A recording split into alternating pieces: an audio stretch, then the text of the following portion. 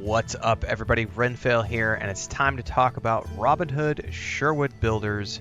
Should you play it? The game is now out on Game Pass, and I had the pleasure of first playing this game a few months ago when it first arrived on the scene in a early release version, and it was a lot of fun with some flaws. I did half a dozen videos around it, plus an early thoughts video and a couple of final reviews. Ended up giving it around a 7 out of 10, as I recall. Overall fun. It's Robin Hood. Who doesn't love Robin Hood? There's a great RPG here. There's a great crafting system here. There's a great survival system game. There's a deep, rich skill set. There are some quirks. There is some jank. It's an indie title. Should you play it?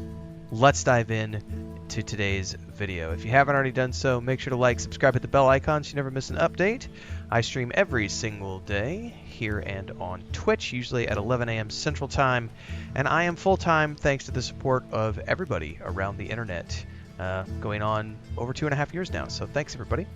So, what should you expect from this game, first and foremost? Right now, I'm on the Xbox version, and this is the Game Pass version that just launched recently. I previously played it on the PC. I did get a promotional copy of that version from Playway and Keymailer, as I recall, so shout out to them. And the original PC version that I played had a core gameplay loop that was a lot of fun, but it was lacking a lot of polish, and they've done a good job of adding more polish to the game here. I have not really anything bad to say about what I've seen on the Series X so far. I have not checked the PC version of Game Pass yet, just because I already played it on the PC, and I've already given my review of that version. But this version of the game, the UI is polished a bit more. They've changed some of the voiceovers, particularly for Friar Tuck, who previously was really, really bad. He's much better now. And overall, just sort of, enhanced the existing game. So, first and foremost, this game is a lot of different things. And I would say that if you're playing this on the PC or the console, you're going to get roughly the same experience. There are some caveats, which I'm going to talk about, mostly related to the combat side of things and building. But overall, if you know the lore of Robin Hood, you're coming into the Robin Hood story sort of later into the game. He's already established his merry band. We are here in his forest settlement. And part of the gameplay loop in this game is, if you want to flesh out your character and get all the skills in the game, you first have to build structures which allow you to train those abilities in the first place. If you want to make potions, you have to build a facility to make potions. You want to make armor, you got to build a facility to make armor, so on and so forth. So if we go in here to the, we're in the inventory right now, go to the passive skills. This is the overall skill tree here, all the different skills that you can learn in the game, and these are related to the Path of Shadows. We'll go clockwise. Path of Shadows, Path of Endurance, Path of the Arrow, Path of Craftsmanship, Path of the Blade, or Path of Dexterity. So you get to choose how you want to spend your points. You get points by leveling up. You level up by earning experience points. You gain experience points by doing all the things in the game. Killing mobs, harvesting, crafting, discovering things, all of that contributes to your XP. Now these are all the passives. Now the active skills are the ones that relate to your combat. So your sword attacks, your bow attacks, and then your things that are the senses, like intuition, keen eyesight, tracking, herb detection, enemy detection, so on and so forth. And if you want to learn any of these beyond the base ones that your character starts off with, you have to build structures in your settlement to be able to unlock these things for your characters, which is a little different than your passive skills. So you have your passive skills, and then you have your active skills. So those are two key differences that you need to know. In order to do that, you have to be here at your settlement. And if we take a look at, that was a lantern, sorry about that. Go in here to the map as an example. It's a pretty big place.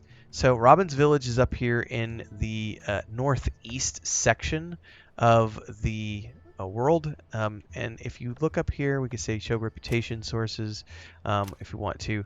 But essentially what you're looking for here is the fact that there are multiple regions in the game. So right now we're in this region right here. And then down here we have the next region. And then over here is another region. I believe there's 4 regions in total, if I'm not mistaken. Yeah, 4 regions. Each region has a series of quests that you can do and a main storyline for the region. In order to unlock the story for each region, you must first reach 40% completion of a region to unlock the story for that. How do you get completion? Well, you do all the random quests that you come around, that you come across. It's a pretty big map. So if we look at it here, Robin's Village was there. I've got a quest down in this region to go down here and clear some bad guys at one of these little areas. I can't remember exactly. I think it's over here. And so you'll run around exploring the game, doing quests, and you'll get completion for those quests and eventually reach the point where you can do a main quest for the region. There's lots of different things to do in this game. There's hunting, there's gathering, there's the quests themselves, there's the random events like as you're wandering around, and we could go over here. Let's just travel to this waypoint. Events like somebody needs to be escorted, somebody's being executed, you got to save them, somebody's being robbed and you have to save them. Maybe you need to rob somebody. These are all the different things, and of course, there's a warrant out for my alive or dead. Signposts are how you fast travel. You can also fast travel in any stable you see. Oh, there goes a deer. The game is pretty visually breathtaking. It's definitely on the indie side, but it is a beautiful game. I am playing on the controller. Now, I'm on the console version right now, so here's where I come into the first of the caveats. The movement in the game, in my mind, is best done with the controller. Exploration is great on the controller. Generally speaking, I just like the controller for everything. Combat, on the other hand, sucks bad on the controller. Melee combat's not too bad, but the ranged combat I just don't like on the controller at all. It's way easier on the mouse and keyboard because you have a better control. So right now there's a deer. Like it's so hard to hit deer. Because they run really fast. There's no aim assist. You do get this thing that's like slow time, and you can maybe get a shot off. I got lucky right there is what I did. And then you can pick up the pieces and go from there. However, when you're trying to fight bad guys, they're moving around a lot. They're ducking and dodging, bobbing and weaving, and it's really, really hard to hit them. Whereas mouse and keyboard, it's much easier to keep up with them. So that's one of the caveats I will say for the console version, is I do kind of miss the ability to switch between. Now, on the PC version, one of the things I really love is that it's a seamless transition. You can literally be playing with the controller, immediately switch over to mouse and keyboard. The transition is instantaneous. You've got full control. It works great. The music is pretty good, but it does loop a lot. So there's not a ton of music in the game, and so that can get a bit repetitive after long periods of time. The game world is massive, though, and you can literally just go off exploring, and you'll come across things that you can harvest. If we go over here and do hunter vision, yeah, like here's some moss that we can gather right here. And over here, and see we got some XP for that. On the right hand side, we also obtained an item. Got some hemp. There's a cooldown on my hunter vision. This is a tree that I can harvest. Let's get my axe out. Nope, but here's one over here. So harvestables that are trees like this are glowing. So you would come over here and chop this down.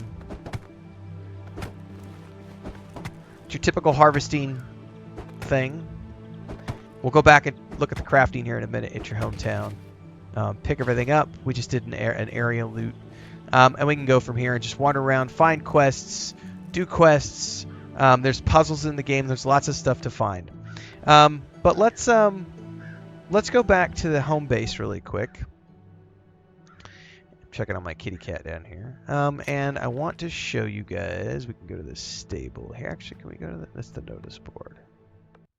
Quick commercial break, everyone, to celebrate and give thanks to all of these amazing people who keep me on the air full time. Really appreciate the support. All you got to do is join as a member. You get access to private videos. You can also do super thanks on any upload or super chats and stickers on any live stream or premiere you see. And beyond that, don't forget we're multi-streaming over on Twitch now, so you can support over there as well. Thanks so much to everybody. Let's get back to the video at hand. I may have to zoom in a little bit because I'm on the... I turned up the sensitivity. As a result, it's hard to directly target things. Another caveat. Another one thing I've noticed is, at least on the Xbox, the sound effects are good, but they don't sync up with things. So like you'll hear like deer running right by you and they'll be somewhere completely different, or sometimes you'll hear guys that it sounds like they're attacking you and it sounds like they're right behind you and you turn around and they're in a tree stand like 100 meters away from you. So there is some jank still. I've also noticed there's some Polish subtitles or Polish text that still exists with some of the tooltips and things. They haven't fully localized. There's some little hiccups here and there. They don't take away from the gameplay at all, but it's something you should be aware of, at least if you're playing the iteration that exists as I'm recording it right now. The sword play, like I said, is very basic. Block, hold for a heavy attack. The animations are not the best. They're very indie. It doesn't matter. Don't let it bother you. There's a great game beneath the surface here, especially when you consider how deep the passive skill system is with all the different things you can do, like enhancing your bowmanship, enhancing your swords, enhancing how much weight you can carry, whether or not you're stealthy, all that stuff.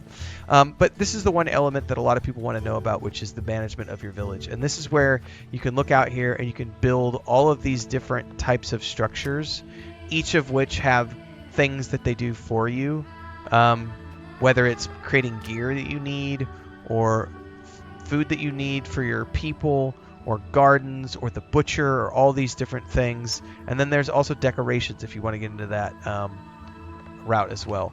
And when you're done, you can go right up here. But as you run around here, you can kind of pan out, and you can go quite far out. This is one of the buildings here. And we can get a bird's eye view here as we look through. But this is all for building. All of this around here you can build on. You can chop down trees and build. So I've placed some structures down here. Like I've got that one right there. I've got a tree house there, another tree house there. That's the alchemist lab down there. And then whenever you're done with something, you go back, and boom, you're here again controlling your character. And everything else you're familiar with in terms of crafting survival games is here. You need to eat. You need to drink. If you don't, you will die. There's a storage chest in here to gather supplies, and then in here you have your notice board with random quests on it. Maid Marian is hanging out right here. And then in here is where our humble abode is located, where we have a bed that we can use. And in terms of, somebody asked this question today, like how do you quick save? In this game, milestones are at signposts and the stables. And then if you want to do a hard save, you can rest at your bed. So, should you play the game?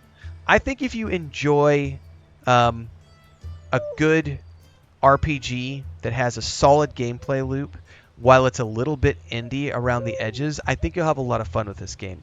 The one thing that really, it's probably the only thing that I'm not a big fan of, like I said, is the combat is a little janky on the controller, especially the bow. I need aim assist. Or a lock on. Like I need the ability to just have a lock on and aim assist. And when games don't have that, I feel old because I don't have twitch-based reflexes anymore. The story is pretty good from what I've seen so far. The voice acting is hit and miss. The voice acting for Robin of Locksley is very good. It's an actual voice actor. The rest of the voice acting in the game, I've been told is voice to text. I assumed it was AI. Some of it's okay, some of it's not okay. That does bother some people, but the writing is really good. It's just the voices used to voice those lines of dialogue is not the greatest in the game.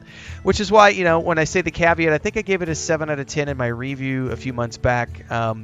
I would probably bump that a little higher to like a 7.5 out of 10, maybe an 8 out of 10, just because I think it's a really good gameplay loop, and they've added quite a bit of polish with the Game Pass versions that I've seen so far. The major flaws for me are the combat's not the greatest, but I can get around it because there's so much other stuff to do in this game. You don't have to do that much combat if you don't want to, and there's lots of ways to do combat. So if you want to be stealthy, take your time. You want to, go in swords blazing, you could do that. There's all these different ways to play the game. Like I said, the game itself is a lot of fun, if a little rough around the edges, and I'm sure that as they get time to patch some of the jank out, like the lack of complete localization and some Polish text showing up here and there, It's a great game. I think this is one of those ones where you can easily get 100 hours or more out of the game if you really go whole hog on the whole crafting survival element and really flesh out your outpost, your settlement, and get all the skills in the game, both active and passive, for Robin. And I'm also sure that your character, much like Kingdom Come Deliverance, as you get better at things, you will, as a result, get tougher, and that probably makes things quite a bit easier. I've never gotten to the high levels in this game so far, but I have quite enjoyed my time. I do think it's worth playing. Give it a shot. It's on Game Pass, whether it's PC or Xbox. Let me know what you think in the comments below. Don't forget to check out my final review from a few months back. Don't forget daily streams here and on Twitch. Hopefully I'll see you in the next one. Until then, everybody, stay safe. Happy gaming.